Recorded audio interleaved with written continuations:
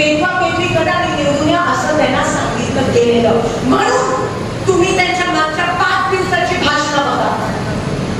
वोटिंगच्या दिवशीची वोटिंगच्या दिवसाच्या 5-6 दिवसापूर्वीची भाषणं बघा. तुम्हाला पुरावा मिळेल की ते कसे